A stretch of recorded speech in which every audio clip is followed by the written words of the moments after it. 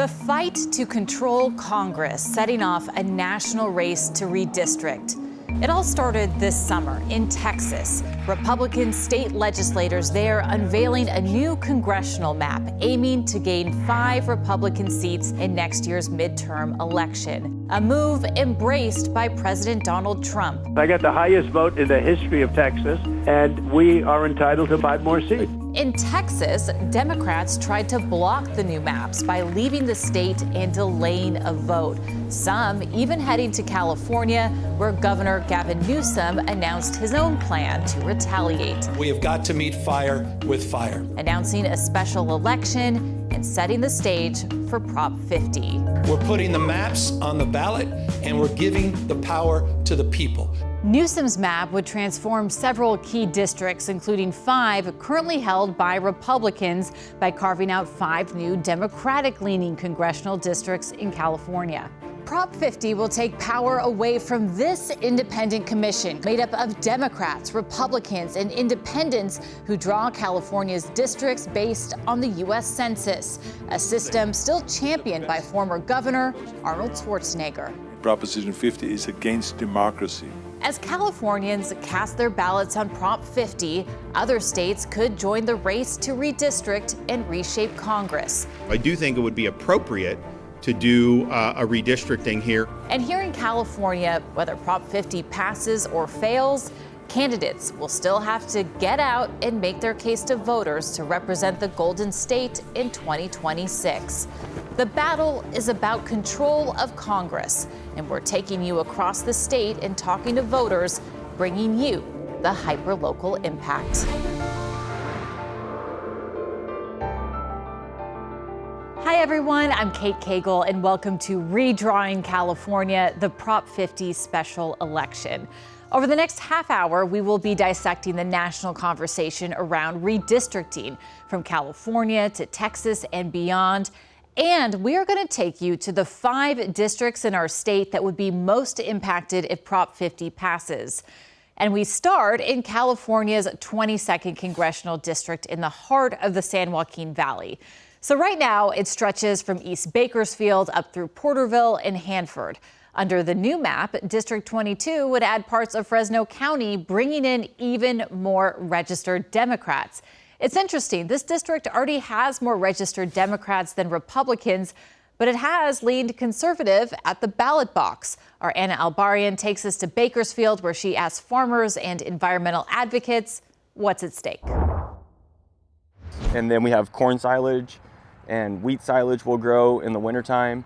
Standing ankle deep in his alfalfa farm in the heart of Kern County, 4th-generation farmer Jason Gianelli lists all the crops and livestock his family oversees. Milo, Sudan grass. Everything from corn to cattle, even these alfalfa sprouts used as cow feed. Part of more than 700,000 acres of farmland across the valley that Gianelli says most Californians overlook.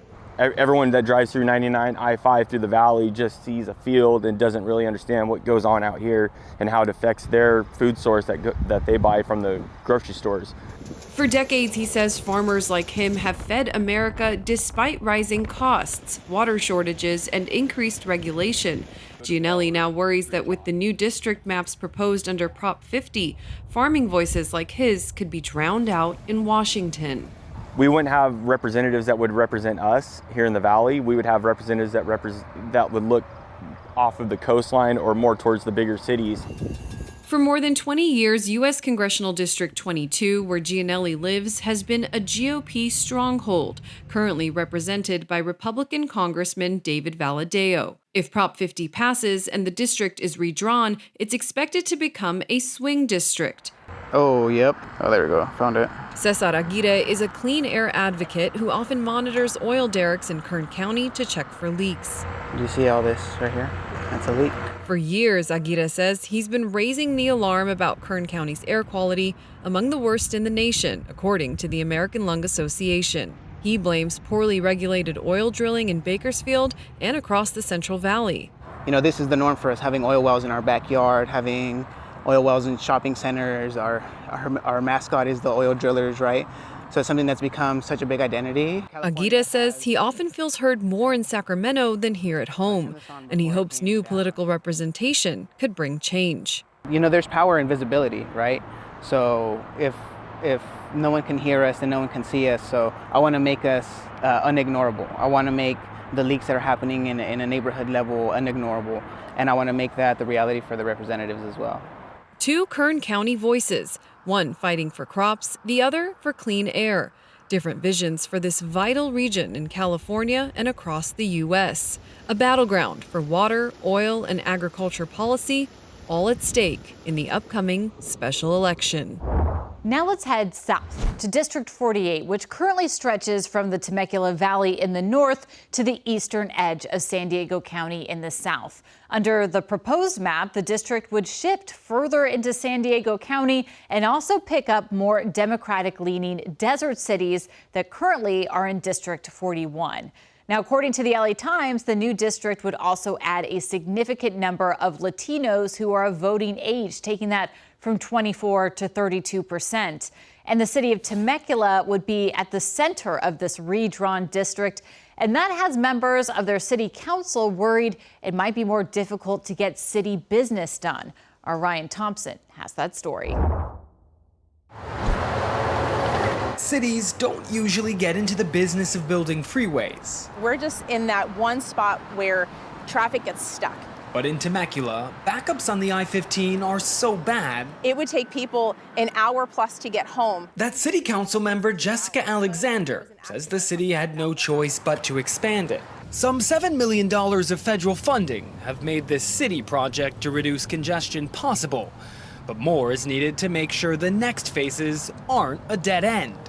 Jessica says her Congressman Darrell Issa and his colleague Ken Calvert have made the project a priority. These gentlemen get the job done. Item number 17, consider adoption of resolution opposing Proposition 50. Last month, Jessica and 3 other city council members voted to formalize the city's stance against Proposition 50. Temecula's more conservative community would share the same congressional boundaries with cities like Palm Springs. The desert community has often been a bastion for progressives, powered in part by a large and liberal LGBTQ community. One of the questions that I get from people in going out in the field and talking to them about the proposition is, why is California doing this? And what we share with them is, it really would not have happened had Texas not started. Michael Pestena is an organizer with Desert Stonewall Democrats, which is campaigning to encourage voters to support Prop 50. He says even if their congressman changes, it's about the national fight. An extreme situation that we're facing right now, and extreme situations call for extreme measures.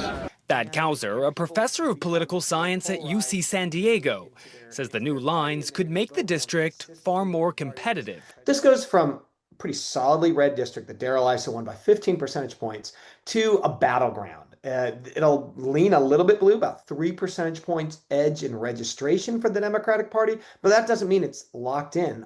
Michael argues Democrats don't need to hold the seat forever. The change that we're putting forth with Proposition 50 is only going to be a temporary measure. But 70 miles away, Jessica is wary of the distance. It's completely 2 different cultures, which isn't bad, which makes California so incredible. And she hopes that whatever voters decide, Temecula's highways keep moving. When we come back, the battle over redistricting is not just a California issue. Now we're seeing 8, 9, 10 other states around the country thinking about taking the same steps. Welcome back to our Spectrum News special, Redrawing California, the Prop 50 special election. We will continue our visits to the districts that will be most impacted if Prop 50 passes. But first, to help add context on why we're having this special election and the larger issue at play, I want to bring in Dan Schnurr. He's a political analyst at USC, UC Berkeley, and Pepperdine University. Thank you so much for being here. Kate, thanks so much for having me. So let's start with the big picture, Dan, because this is a national story really at heart, with 10 states who have either adopted or are considering redrawing their congressional maps. How did we get here? Normally, these congressional districts are redrawn only once every 10 years as a result of the U.S. Census. But what we have right now in Washington, D.C. is a very, very small Republican majority in the House of Representatives. And President Trump, understandably, wants to maintain that majority. So he went to Texas Republicans earlier this year and said, if you redraw your district lines now, we could increase the number of Republicans in the House of Representatives from Texas considerably, and therefore make it much easier for me to continue to have a Republican majority. So as they watch Texas move forward with beginning to redraw their lines, Newsom and his allies have put an initiative, Proposition 50, on the ballot this year to try to create a significant increase in the number of Democratic districts in the state. And now we have even more states getting into this. Yeah, now we're seeing 8, 9, 10 other states around the country, both Republican and Democratic states, thinking about taking the same steps. So then on the other hand, we have the former governor, Arnold Schwarzenegger, who became a very outspoken opponent of Prop 50. Essentially, he's arguing that two wrongs don't make a right here. They are trying to fight for democracy by getting rid of the democratic principles of California. Schwarzenegger, during his time as governor, highlighted issues relating to political reform. And foremost among them was the issue of redistricting, and he fought very hard to pass both of these ballot initiatives. So he's not a Trump Republican by any stretch of the imagination. And what does all this mean, big picture, for the future of independent redistricting, which actually used to be part of the platform for the Democratic Party, and now it seems they've turned against it? Newsom does seem to be very aware that voters do like this democratic reform, and he's promising, at least right now, to restore it. They've gone to great lengths to stress that this is only temporary. And once Trump leaves office in 2029, by the time the 2030 census comes around again, that we'll go back to using that Citizens Commission. Dan Schnur, thank you so much for your time and expertise. Thanks for having me. I appreciate it. All right, now let's take a deeper look at District 1. Right now it stretches from the Oregon border down to just north of Sacramento. It is a large rural district that has had Republican leadership for over a decade. The new map would run inland from Santa Rosa through Chico to the Nevada border. Using voter results from the 2024 presidential election, the current district went plus 25 points for President Trump. The proposed district leans plus 12 points for Kamala Harris, flipping one of California's reddest districts. Jamie Kennedy spoke with voters there about the potential change. Aaron Alba, a fourth-generation cattle rancher, lives in Lassen County in the state's northeast. It's beautiful. We don't have traffic congestion, we don't have stoplights. Lassen County has about 30,000 people with agriculture and prisons as major employers. It's now in Republican-leaning Congressional District 1, but if Prop 50 passes, the district would add Democratic-leaning Santa Rosa, population 178,000. Something Aaron, who is also a county supervisor, opposes. For California, that we already have a law against doing this, and our governor is going to supersede that and push it down our throats anyway, it's terrible. At least now we have a Republican to represent us in the Congress. Issues concerning the county, Aaron says, are wide-ranging, but certainly the loss of logging with so much federal land within the county, along with the rise of wolf attacks on livestock, are of concern. Issues that may become less pressing to a Democratic representative, he says, if Democratic voters in Santa Rosa vote in a new congressperson. I'm, so worried about. Down in Santa Rosa, retirees Gary Lucas and Linda Park say for them, issues such as conservation of environmental areas should be a top priority for lawmakers. I grew up on a farm, so I do happen to care about rural issues. As a Democrat, Linda says when it comes to Prop 50, it's something that must be done. I do believe this is an existential moment. Finding 5 congressional seats, such as flipping District 1 with gerrymandering, is something the governor and state Democrats haven't shied away from, says political analyst Chris McHaley. A handful of those seats are not fairly drawn because they were not intended to be fairly drawn. But there's no guarantee that the Republican won't be reelected. It's of little comfort, Aaron says, knowing that a much wealthier, populated Bay Area may have a bigger say when it comes to representation. Where they can get their big donors, and Lassen County is going to get left out for nothing. For Linda, she says it's necessary to protect democracy. Yeah, I think it's really sad that we have to do this. They may disagree on the approach to Prop 50, but both say ultimately they want the best for their community and country. Still ahead, the massive changes coming to Riverside County if the maps are redrawn.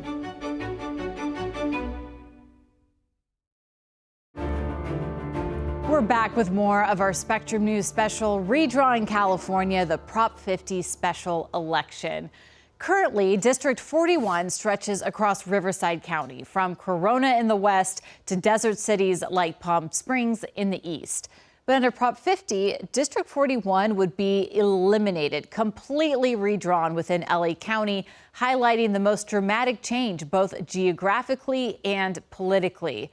According to an LA Times analysis of the most recent presidential election, the new version of this district would shift 14 points towards Democrats. Our own Chase Beach spoke with both Democrat and Republican voters in the 41st district about what they want to see.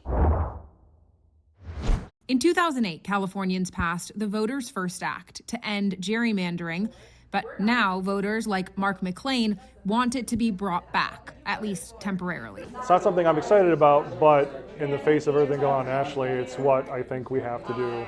McLean is a member of the Riverside County Democratic Party. The group recently met up in Norco to watch a county registrar presentation on the November 4th special election. To show you that it actually does take an army to do these elections. McLean lives in the 41st district, currently represented by Congressman Ken Calvert, a Republican who has represented the Riverside area since 1992. McLean says he'd be happy to see new representation in Riverside.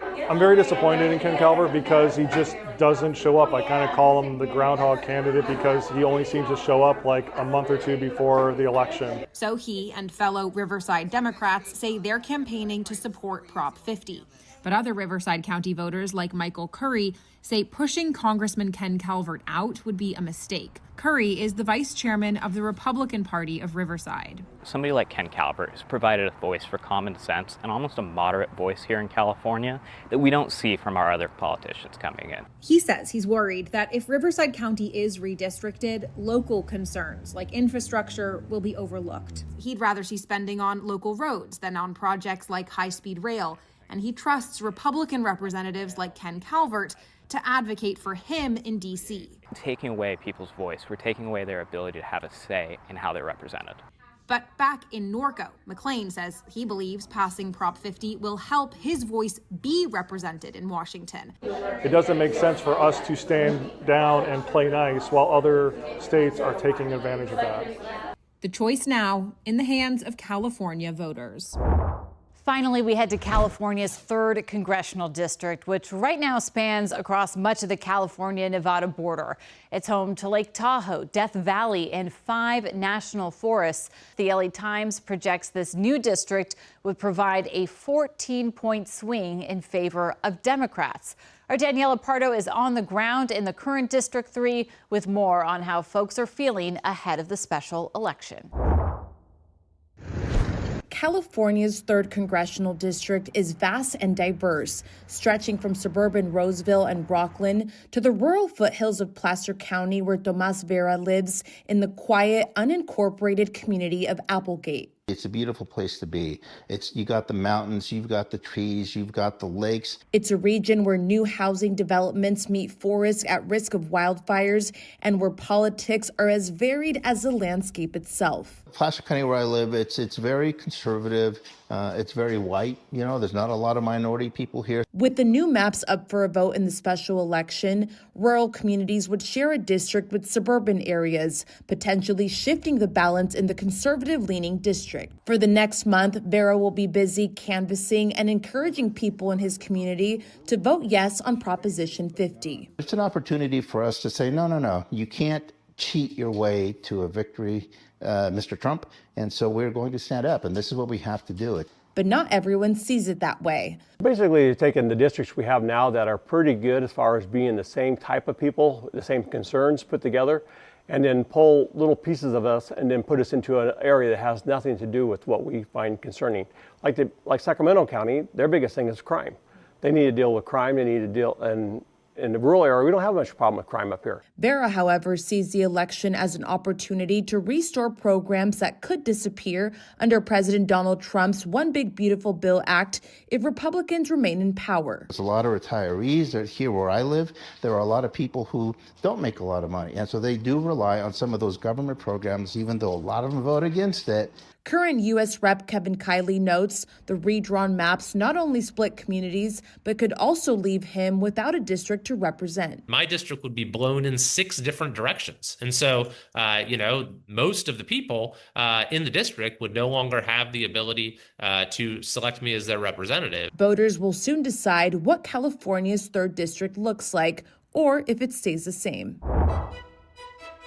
Thank you for watching the Spectrum News 1 special, Redrawing California, the Prop 50 special election. And you can count on us to bring you the very latest on this issue as we head towards Election Day. I'm Kate Cagle. Now get out there and vote. Thank you for watching our YouTube channel. For more stories in your communities, click the subscribe button right here. You can also download our app or watch us on TV for the latest information, balanced coverage, weather updates every 10 minutes, and more. We'll see you then.